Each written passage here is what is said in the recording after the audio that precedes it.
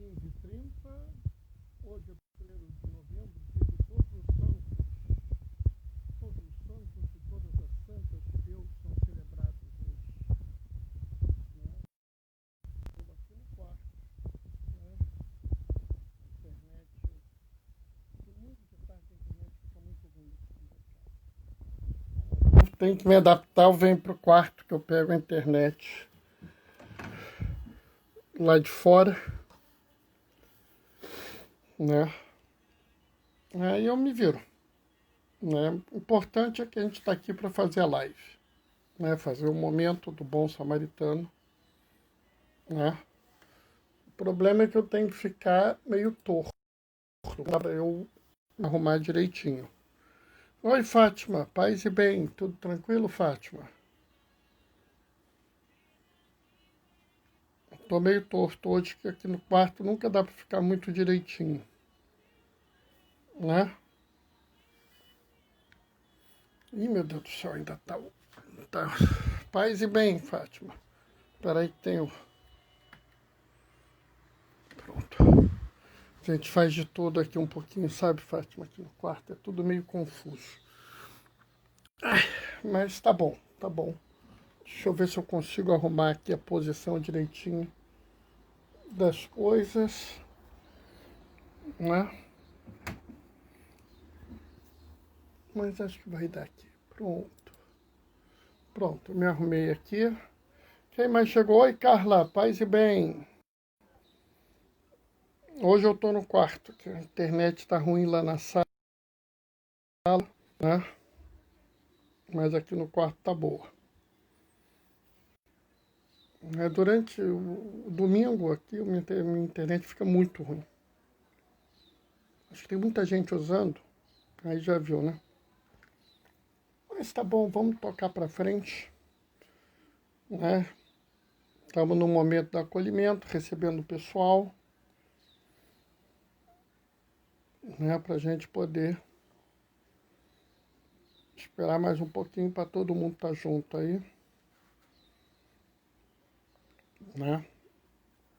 Não é uma questão de número de pessoas. Para mim já tem 2 pessoas ouvindo a live, já está mais que suficiente. Mas é para dar tempo para outras pessoas chegarem, né?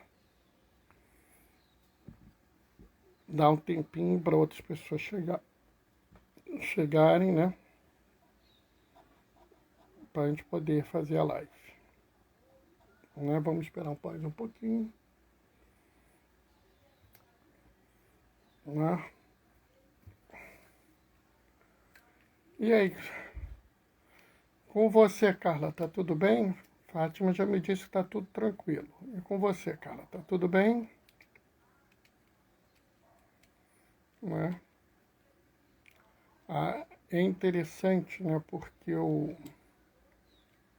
a gente tem hoje uma celebração muito interessante. Eu me lembro quando eu era garota, a gente falava assim, você vai fazer tal coisa? Aí as pessoas falavam assim, no dia de São Nunca, né? E eu, muito inocente, olhava assim, então vai ser no dia de Todos os Santos, né? Pra vocês verem como é que eu era bobo. Eu não conseguia fazer relação do São Nunca, né? Achava que São Nunca era, né? Tá tudo na paz, diz a Carla. Então tá bom, isso aqui é importante, né? O importante é que tá tudo na paz, né? Mas assim, tem uma série de coisas interessantes da gente pensar no dia, nesse dia, né? No dia de todos os santos e todas as santas, né? As pessoas às vezes não veem tudo que a gente pode ver nesse dia, né? Tem muita coisa, mas nem sempre as pessoas veem tudo que podem ver. Estou aproveitando aqui para ver se eu arrumo aqui um pouquinho, né?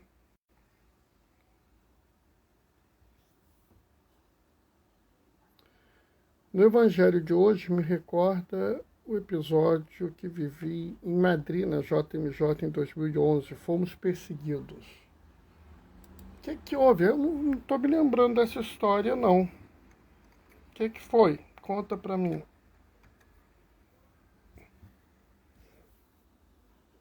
Conta pra mim.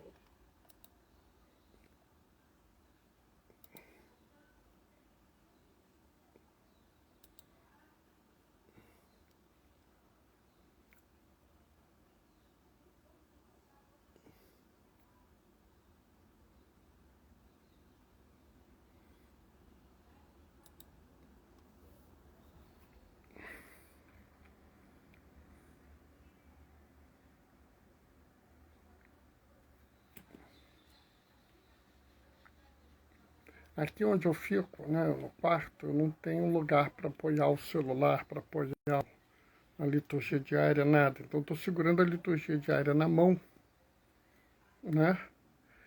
E numa mão estou tentando encaixar ela ali direitinho, sabe? Fica meio complicado, mas tudo bem. Bom, pessoal, vamos começar? Vamos nós? Eu vou me virar aqui um pouquinho, mas tem que virar pouco para a luz não bater no rosto de vocês. Vamos lá. O Senhor esteja convosco. Ele está no meio de nós. Proclamação do Evangelho de Jesus Cristo, segundo Mateus. Naquele tempo, vendo Jesus as multidões, subiu ao monte e sentou-se. Os discípulos aproximaram-se e Jesus começou a ensiná-los. Bem-aventurados os pobres de espírito, porque deles é o reino dos céus. Bem-aventurados os aflitos, porque serão consolados. Bem-aventurados os mansos, porque possuirão a terra. Bem-aventurados os que têm fome e sede de justiça, porque serão saciados. Bem-aventurados os misericordiosos, porque alcançarão misericórdia. Bem-aventurados os puros de coração, porque verão a Deus. Bem-aventurados os que promovem a paz, porque serão chamados filhos de Deus. Bem-aventurados os que são perseguidos por causa da justiça, porque deles é o reino dos céus. Bem-aventurados sois vós, quando vos injuriarem e vos perseguirem, e mentindo disserem todo tipo de mal contra vós por causa de mim. Alegrai-vos, porque será grande a vossa recompensa no céu. Palavra da salvação. Enquanto eu estava aqui lendo, né, eu acho que um pouco antes de eu ler, a Carla respondeu a minha pergunta, né, sobre o episódio lá em Madrid, né? Jogaram uma bomba de gás no local onde ficamos, porque não concordavam com a JMJ. É por aí mesmo, né? Isso foi em 2011, né? Deus me livre. Bom, pessoal, a leitura de hoje é muito interessante, né? Oi, Gaioso, paz e bem, né? E como nós estamos no domingo, eu gosto de fazer uma passagem rápida pelas outras leituras, né? E aqui, pessoal, me chama muita atenção pelo seguinte. Na primeira leitura, nós estamos em João, né? E João, no livro do Apocalipse, a revelação, né? As pessoas aqui, né, está se falando de uma grande procissão, né? E nessa procissão as pessoas ficam falando muito sobre o número, 144 mil, né? Tem gente que lê isso tão ao pé da letra que acha que no céu só tem 144 mil vagas, né? Como eu costumo dizer, é porque a pessoa escolhe o que lê, né? quem me conhece sabe que eu digo que tem a teologia do retalho. Que você vai lá, escolhe um pedaço e leva aquele pedaço. Porque nesse mesmo pedaço diz que é uma multidão, inúmeras pessoas. Isso, né? Inúmeras é que não pode ser contado, né? E aí eu fico pensando, como é que você pode entender que tem 144 mil e tem inúmeras ao mesmo tempo, né? É porque esse número tem um significado, né? 12 eram as tribos de Israel. Então é 12 vezes 12 vezes 1000, ou seja, era um número que para a cabeça daquele povo era até difícil de escrever o número, de tão grande que ele era, né? Mas eu acho que é mais importante do que isso, é quando você fala que essa multidão é de todas as línguas, povos, tribos e nações, né? Porque naquela época não existia país como existe hoje. Então existia povos, tribos, nações, eram um conjunto de tribos. Às vezes as pessoas se ligavam porque falavam uma mesma língua, né? Então o que ele está dizendo aqui é que havia gente de todo o mundo ali, né? O que está dizendo aqui é que a procissão não era só de um povo escolhido, mas de todos os povos, né? E vamos combinar, devia ser muito bom participar dessa procissão, né? Porque você estaria diante da maior glória de todos os tempos. Então, assim a gente fica pensando, né? O que eu preciso para estar na glória, né? Porque celebrar os dias de todos os santos e santas não é nada mais, nada menos do que a gente pensar que a santidade é possível, né? E aí a gente tem que pensar, mas a santidade, como é que eu vou ser santo, né? Como é que eu vou fazer para ser santo? Eu sou santo, mas como é que eu vou fazer?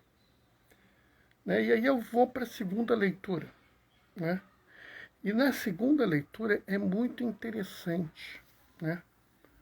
Porque João dá uma certa pista para a gente, né? O mesmo João do Apocalipse é o João da segunda leitura, que escreve uma carta. E ele nos dá pistas, né? E são duas as naturezas, duas pistas que ele dá para a gente. A primeira pista, e eu acho que essa talvez seja a mais importante, entrou alguém aqui que eu não estou sabendo quem é. Será que é a Luciana? Será que é ela? Não sei. Eli Neres, seja bem-vindo, pai, bem-vindo, eu não sei, paz e bem.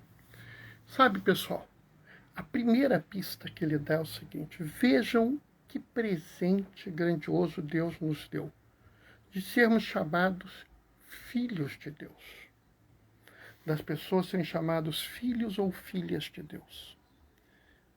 E aqui eu acho que a primeira dica é essa, tá?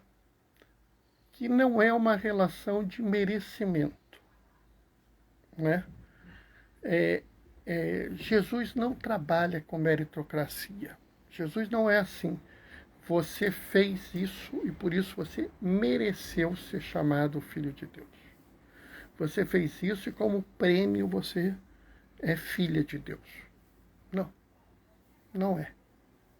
Isso não é uma relação pelo mérito, isso é uma relação pelo amor, né?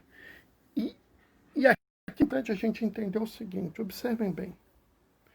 Em momento algum até agora, se falando o que você precisa fazer, porque não é uma questão do que você precisa fazer.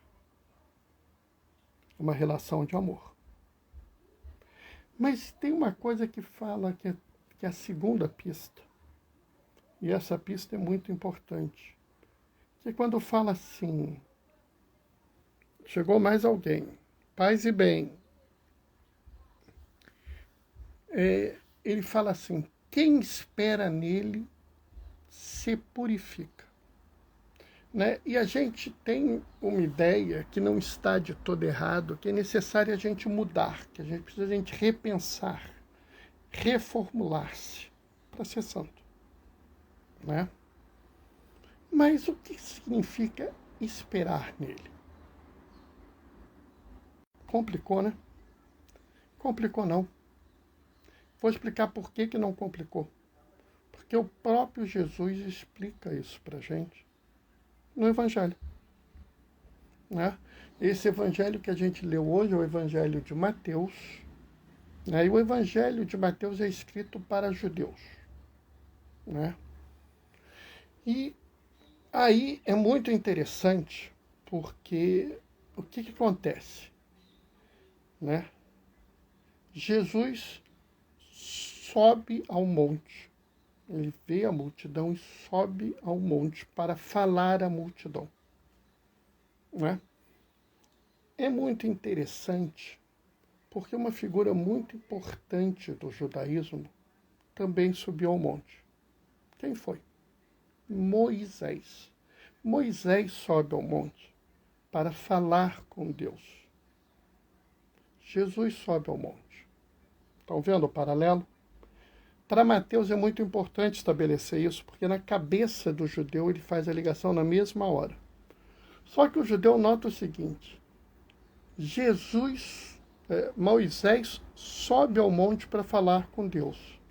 Jesus sobe ao monte para falar com as pessoas. Ora, eles são judeus como Moisés. Moisés subiu ao monte para falar com Deus. Com quem aquelas pessoas falaram? Com Deus. Então, essa narrativa, na cabeça de um judeu da época, ele já sacou que não era com qualquer pessoa que eles estavam falando com Deus. E aí é muito interessante porque Moisés vai lá em cima e recebe as tábuas da lei. O mínimo necessário para os judeus seguir. Aquelas 10 mandamentos eram o mínimo necessário para os judeus seguir. Jesus faz as bem-aventuranças, né? Notaram? Existe essa relação, né? Na verdade, são 10 mandamentos e 8 mais 1 bem-aventuranças. Então, os números são parecidos, né?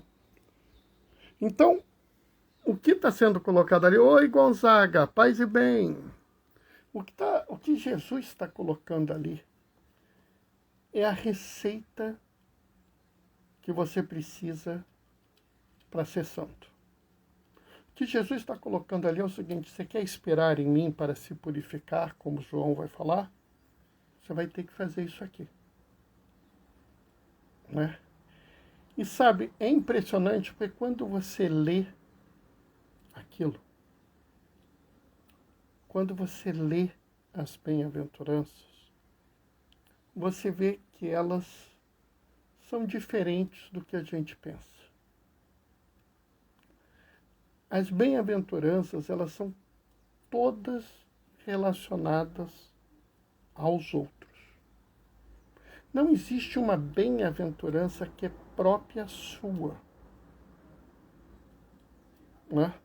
Todas elas são ações suas que só fazem sentido se houver o outro. Se não houver o outro, aquela ação não faz sentido, né? Bem-aventurado os pobres de espírito, né? Oi, Fátima, paz e bem. Ora, como assim? Por que isso tem a ver com o outro? Sabe, o Papa Francisco tem insistido muito em falar da sociedade do consumo, né? Na sociedade do eu, na sociedade individualista, né? Essa sociedade não cabe em quem é pobre de espírito, né? E eu falo para as pessoas, né? O pobre de espírito é aquele que sabe que não é a riqueza que vai trazer pureza a ele. Que não é o ter que vai torná-lo melhor, e sim o ser. Tem problema não, depois eu te mando a live, tá, Fátima? Não se preocupa não. Pobre de espírito não é ser pobre, não é. Eu vivo dizendo que Jesus nunca pregou um reino de miseráveis. Não. Jesus nunca pregou um reino de miseráveis. Mas também Jesus não admite um reino onde alguns poucos têm uma fortuna incomensurável e vivem para ter cada vez mais, enquanto milhares vivem na miséria. A pobreza de espírito, ser pobre em espírito... Ô, Dimas! Como estás? A pobreza de espírito não é a pobreza material, mas é o entendimento que você pode e deve dividir o que tem com o outro. Que você não precisa de tanto para viver. Que muito mais importante de ter do que ter é ser. Troca uma letra, mas muda muito. Não vivam para ter, vivam para ser. Né? A segunda bem-aventurança, né? Bem-aventurados aflitos, porque serão consolados. Ninguém é aflito por si só. Já notaram isso? Ah, eu estou aflito. Por quê? Ah, porque sabe como é que é? O meu cabelo pode ficar branco amanhã. Ninguém fica aflito por isso. Você fica aflito pelos outros. Até porque se você é pobre em espírito, você sabe que a sua vida não se encerra em si, que ela se realiza no outro. Que o seu amor por Deus tem que se materializar no amor por outro.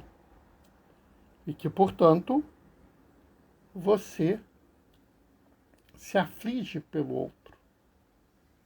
Entendem isso? Né? E chegou mais alguém. Movimento Igreja em Saída. Opa!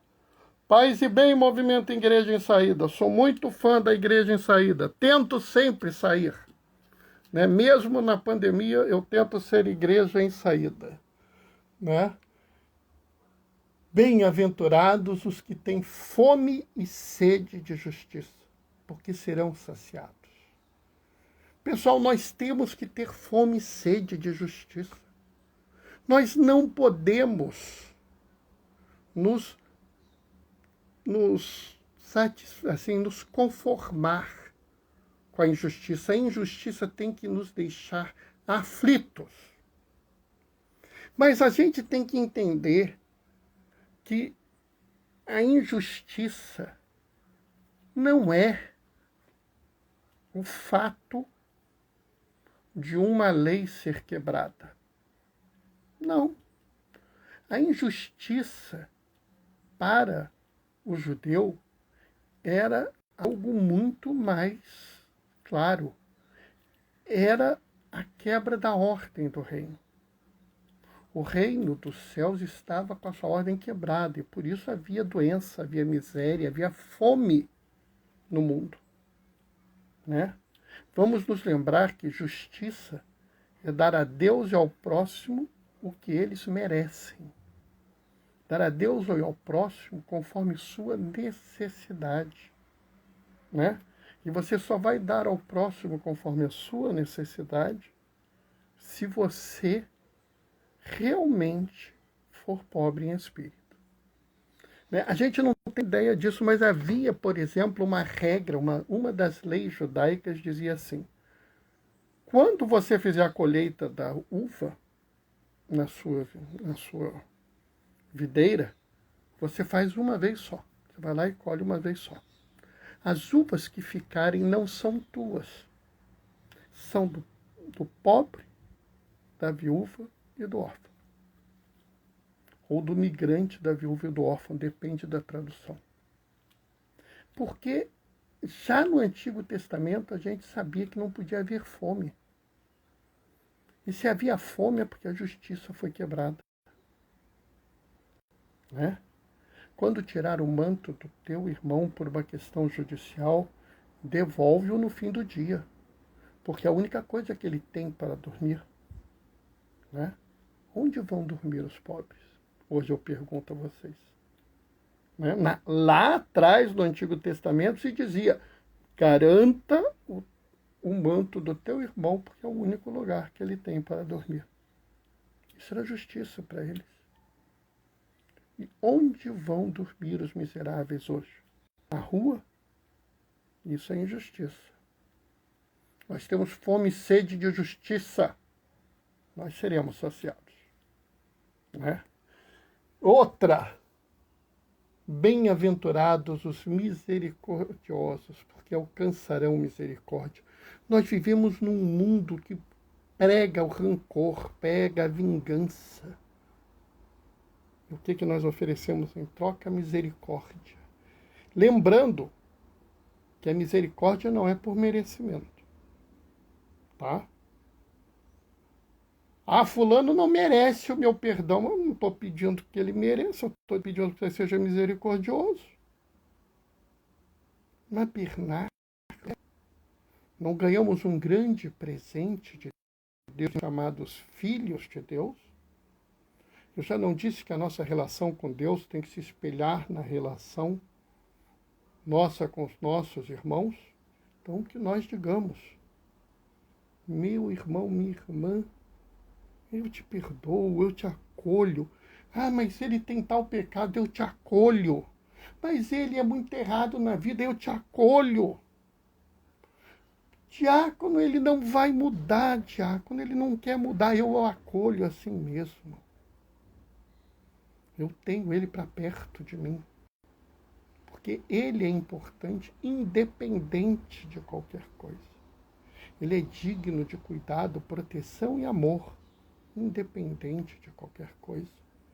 Ah, Bernardo, mas essa irmã, ela não tem jeito, não me interessa, ela é bem recebida.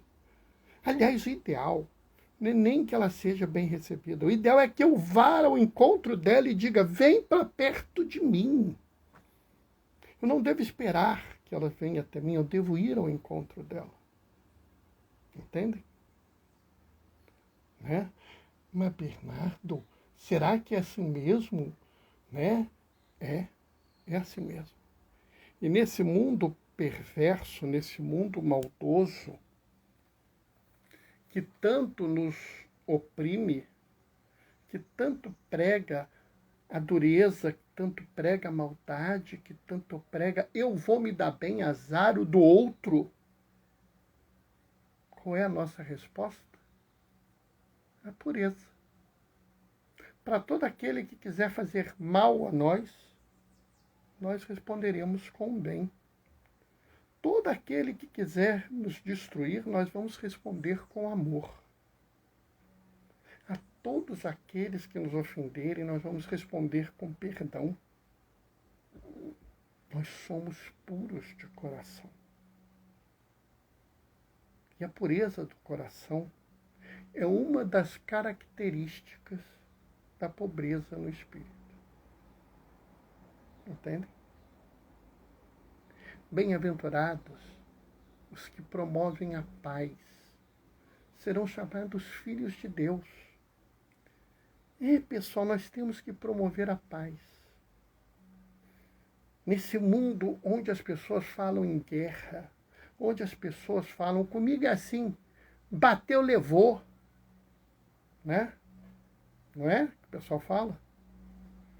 Não, eu preciso ter arma, eu preciso ter tal coisa, eu vou pôr segurança, carro blindado, né? Eu queria ter um porte de arma para andar armado na rua. Nós vamos responder com a paz, com amor, com perdão e misericórdia. E sabe qual é a primeira coisa que nós devemos fazer para ter paz? Promover a justiça. Ah, Bernardo, lá vem você com esse papinho seu de promover a justiça. né? Isso é coisa sua que é ecossocialista. Não, pessoal, não sou eu que falo isso.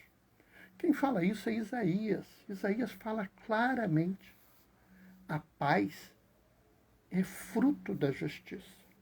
Enquanto nós não dermos a cada irmão, a cada irmã que existe lá fora, que estão lá fora, que eu não sei quem são, enquanto eu não dar a cada um deles o que eles precisam receber, nós não teremos paz.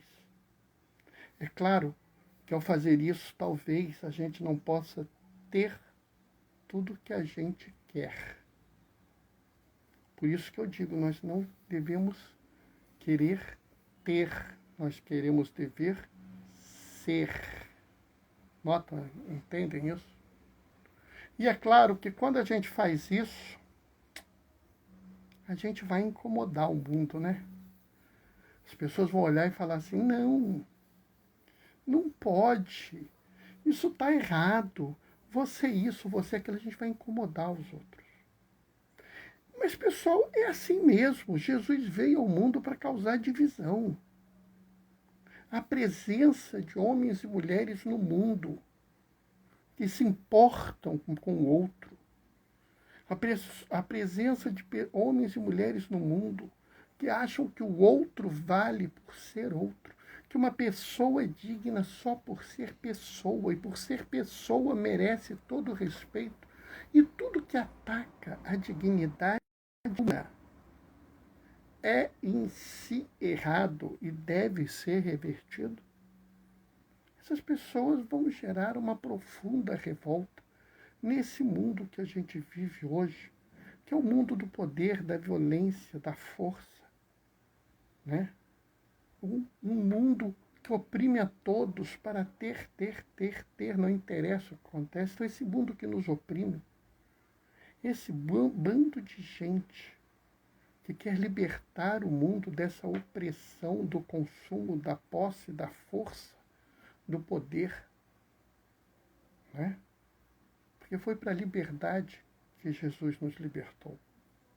Então nós somos pessoas que agimos para mudar o mundo. O mundo não vai nos tolerar. E aí nós vamos ser perseguidos sim, né?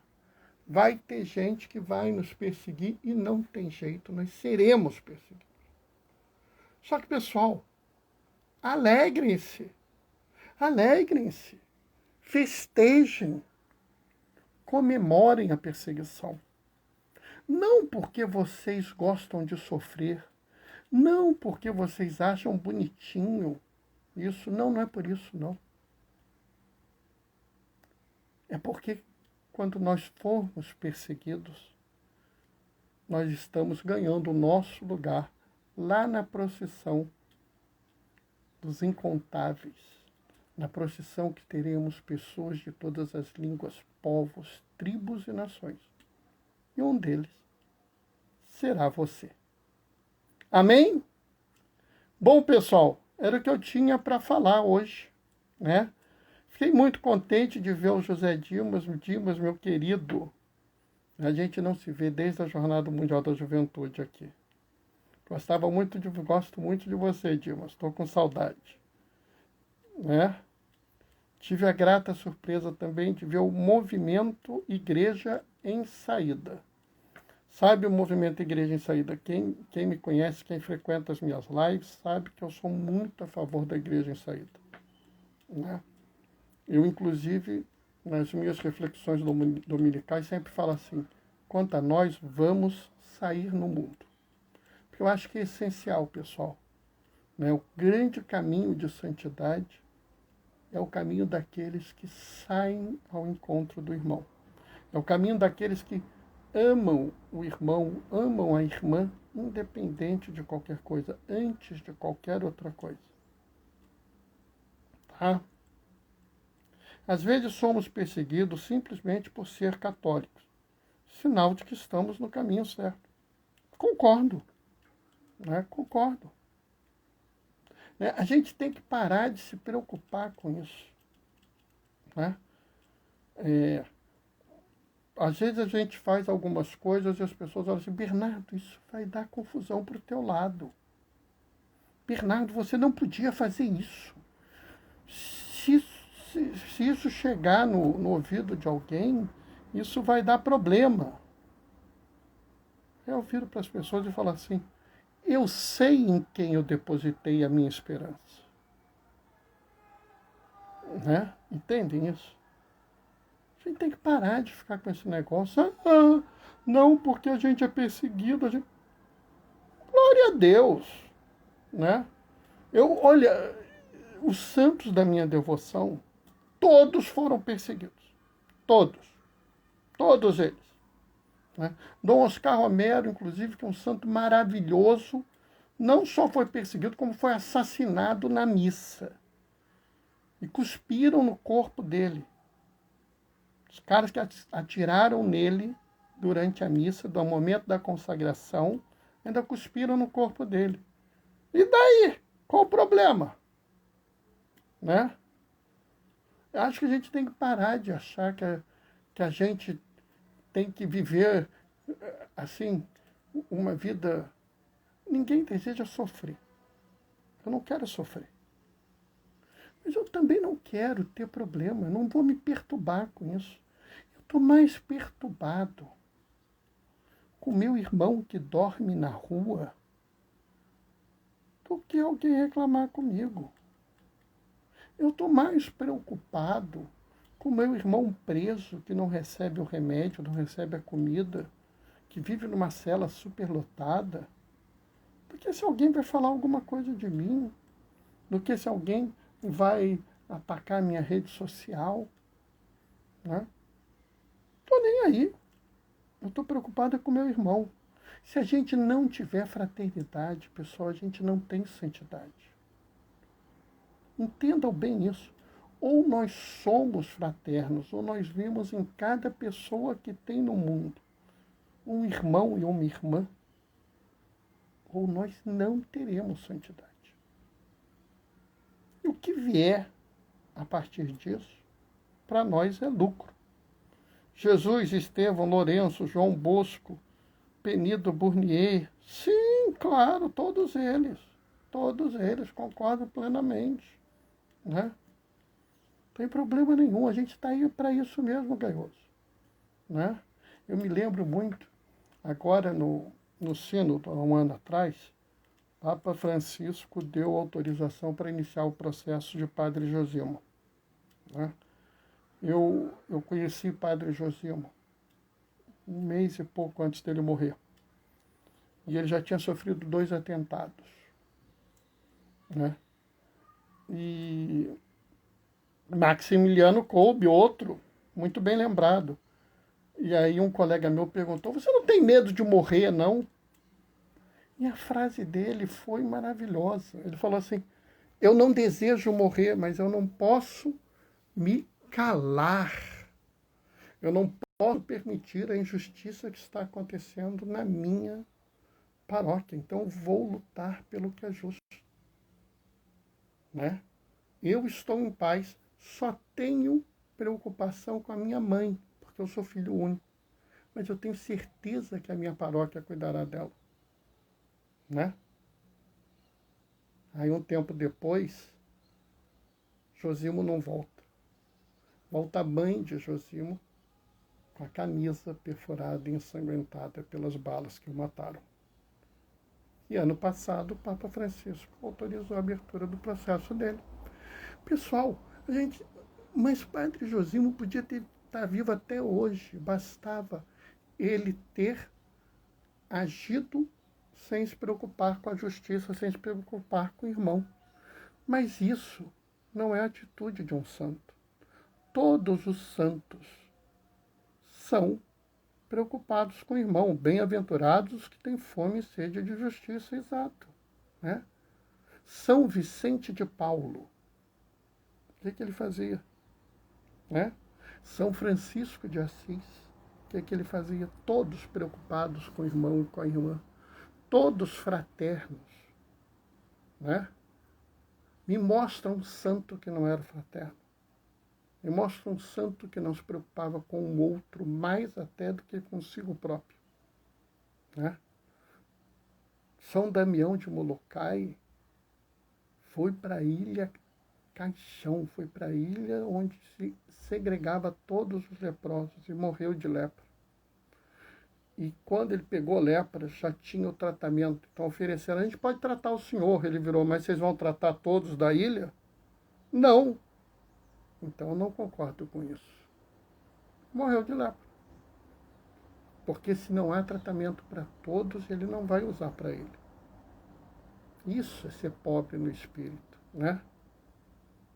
Entendeu? Então, eu acho que é por aí. Madre Teresa, João Paulo II, todos se preocupam mais com outro. Isso é fraternidade. Fraternidade é ver em cada um que você encontrar na sua vida, pelos caminhos que você sai, você vai ver o seu irmão e a sua irmã. Bom, pessoal, já passei do tempo regulamentar, que eu tento fazer sempre em 30 minutos. Vou me despedir deixando a minha bênção. Mas hoje eu não tenho coragem de pedir intercessão de um santo. Tá? O Senhor esteja convosco. Ele está no meio de nós. No dia que hoje nós celebramos todos os santos e santas de Deus, tão numerosos e belos intercessores e intercessoras que nós temos, que são para cada um, de alguma forma, um exemplo de algo. Que eles venham e intercedam por cada um. E que através dessa intercessão, todos nós nos tornemos cada vez mais fraternos. Irmã Dulce lembra Fátima.